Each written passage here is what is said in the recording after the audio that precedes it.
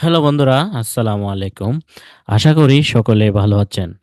আজকের পর্ব থেকে আমরা গারবার প্যাটার্ন ডিজাইনের টুলসগুলোর কাজ শুরু করব।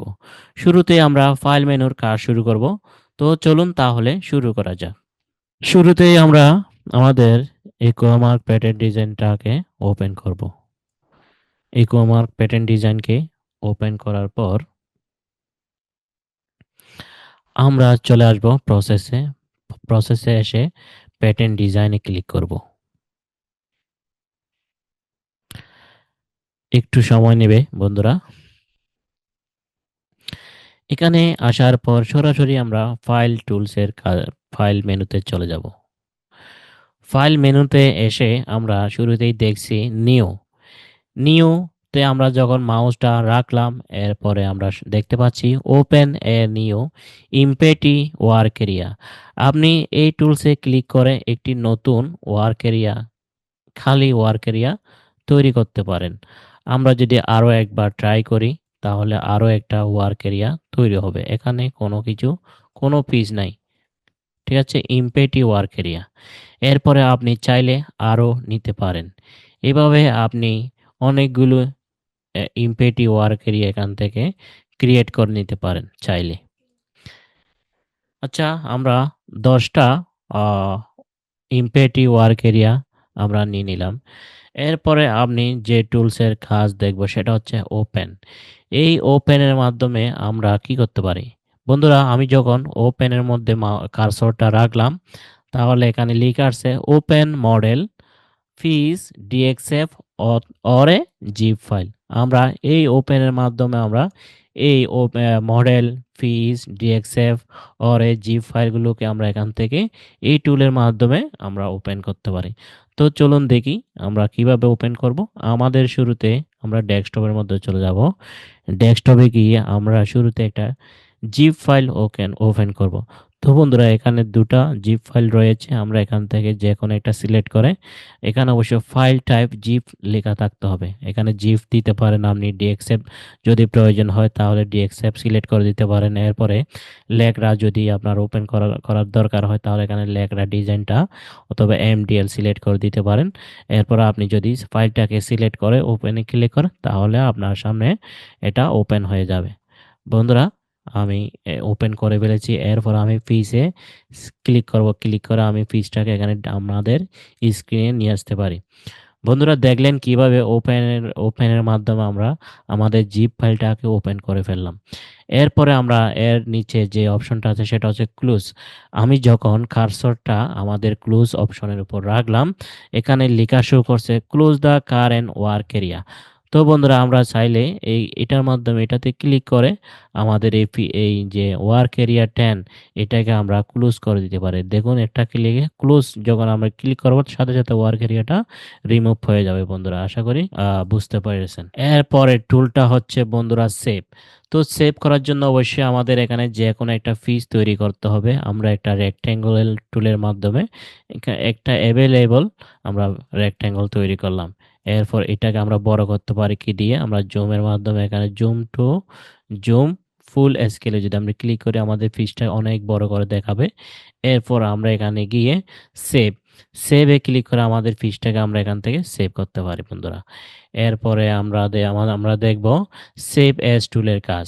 আমরা যখন একটা নতুন ফিস তৈরি করব, ক্রিয়েট থেকে আমরা যখন একটা নতুন ফিস তৈরি করব, এটাকে অবশ্যই আপনাকে সেভ এজ করতে হবে। সেভ এজ এ আমরা ক্লিক করব। সেভ এজে ক্লিক করব save file or a model in the current work area with a new name or a location. আমাদের নতুন যে কোনো একটা লোকেশনের মাধ্যমে আমরা ফিসটাকে সিলেক্ট করলাম। সিলেক্ট করে আমরা আমাদের সি অথবা ডি যে কোনো একটা ড্রাইভে আমরা এটাকে চাইলে আমরা এখানে সেভ করে রাখতে পারি বন্ধুরা। তো সেভ এজ করে কিভাবে করতে হয় সেটা দেখলেন। এরপরে আমরা দেখব আহ, কিভাবে আমরা এই ফিজগুলোকে এক্সপোর্ট করতে পারি। তো আমি এক্সপোর্টে ক্লিক করার জন্য যখন আমার মাউসটা এক্সপোর্টের মধ্যে রাখলাম, তখন আমাকে একটা লেখা শো করছে, সেটা হচ্ছে export figs and model to DXF অথবা জিপ ফাইল। আমরা এই এক্সপোর্টের মাধ্যমে ডিএক্সএফ অথবা জিপ ফাইলকে আমরা এক্সপোর্ট করতে পারি। তো আমরা যখন এই ফিজের মধ্যে এসে আমি কি করলাম? একটা ক্লিক করলাম। তখন সাথে, সাথে আমাদেরকে ডেস্কটপে নিয়ে গেল এবং এই ফাইলটা কোন ফাইল হবে আমরা চাইলে জিপ ফাইলে করতে পারি অথবা DXF ফাইলে করতে পারি। তো আমরা করব হচ্ছে একটা জিপ ফাইল। তো আমরা জিপকে এখানে সিলেক্ট করা অবস্থায় আমরা এখানে সেভ এ ক্লিক করব ডেস্কটপকে সিলেক্ট করে। এবার আমরা সেভ এ ক্লিক করলাম। আমাদের এখানে একটা কি হয়ে গেল? একটা জিপ ফাইল তৈরি। অবশ্যই এখানে আপনার এখানে including component, including model name এগুলো সিলেক্ট করা থাকতে হবে। এরপর আপনি এখান থেকে একটা সেভ এজ এ ক্লিক করতে দিতে পারেন। তাহলে আপনার এটা কি হয়ে গেল? একটা জিপ ফাইল তৈরি হয়ে গেল। এই ফাইলটাকে আবার আপনি নিজে ওপেন করতে পারবেন ওপেন টুলের মাধ্যমে। আরেকটা ওয়ার্ক এরিয়াতে আসেন। এসে তারপর ওপেনে ক্লিক করেন।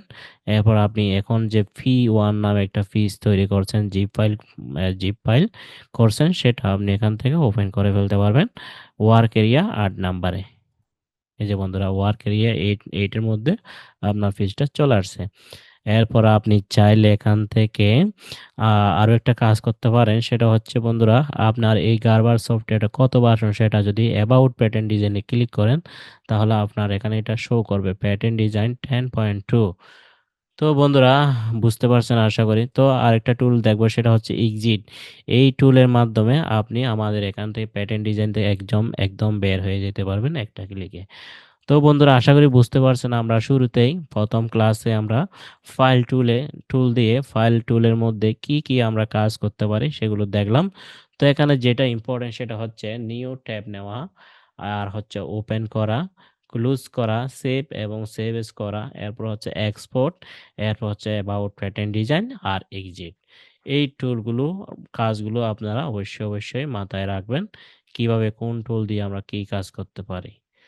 তো এখানে হচ্ছে নিও, ওপেন, ক্লোজ ৩ টা, এরপর হচ্ছে সেভ এস ৫ টা, এরপরে হচ্ছে এক্সপোর্ট ৬ টা, অ্যাবাউট প্যাটার্ন ডিজাইন এবং এক্সিট টোটাল ৯ টা টুলের কাজ আমরা এখান থেকে দেখলাম।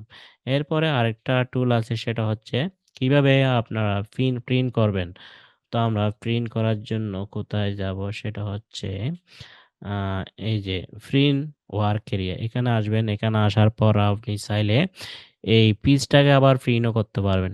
যদি আমি প্রিন্ট প্রিভিউতে ক্লিক করি তাহলে আপনার পেজটা এভাবে আপনি প্রিন্ট করতে পারবেন। আমি যদি ক্লোজ করে আবার এখান থেকে কেটেও দিতে পারি। এরপর আবার যদি আমি প্রিন্টের মধ্যে যাই, প্রিন্ট ওয়ার্ক এরিয়া যাই, ওয়ার্ক এরিয়াতে গিয়ে আমি যদি এখানে প্রিন্ট সেটআপ করতেও পারি। এখানে পোর্ট্রেট আছে, ল্যান্ডস্কেপ আছে। আপনি এখান থেকে যে মানে প্রিন্টের কোনটা আপনার প্রয়োজন সেটা সিলেক্ট করে আপনি এখান থেকে সেটিংটাও করে রাখতে পারেন। আমার সাইজ নিব ধরেন লেটার অথবা A4 সাইজ নিতে পারেন। A4 সাইজ এখানে সিলেক্ট করে দিবেন। এরপর আপনি যদি আবার প্রিন্ট প্রিভিউতে যান তাহলে আপনি আবার দেখতে পারবেন প্রিন্ট প্রিভিউ কিভাবে আপনার পেজটা প্রিন্ট হওয়ার পর কেমন দেখাবে। এরপরে হচ্ছে আপনি যদি আবার প্রিন্ট ওয়ার্ক এরিয়াতে যান তাহলে এখান থেকে সরাসরি পিডিএফ আকারে একটা প্রিন্ট দিয়ে দিতে পারবেন। পিডিএফ এখানে ক্লিক করেন। এরপর আপনার এখানে সামনে একটা পিডিএফ 1 2 3 দিয়ে আমি একটা সেভ করতেছি। আপনার সামনে একটা পিডিএফ ফাইল তৈরি হয়ে গেছে বন্ধুরা। এই যে পিডিএফ ফাইল। তো এভাবে পিডিএফ আকারে আপনি তৈরি করে আপনি যেকোনো জায়গায় প্যাটার্নটাকে পাঠিয়ে দিতে পারবেন। তো আশা করি বন্ধুরা আপনারা বুঝতে পারছেন আমাদের ১ম প্যাটার্ন ডিজাইনের টুলসের কাজ হচ্ছে ফাইল টুলস। তো এভাবে আপনারা সুন্দর করে একটা করে প্র্যাকটিস করবেন। আমরা ২য় পর্বে আমরা দেখব ক্রিয়েট পয়েন্ট টুলের কাজ। তো আমরা অবশ্যই ধীরে সবগুলো টুলসের কাজ শিখে ফেলবো। বন্ধুরা এ পর্যন্ত ভালো থাকবেন। আল্লাহ হাফেজ। আসসালামু আলাইকুম।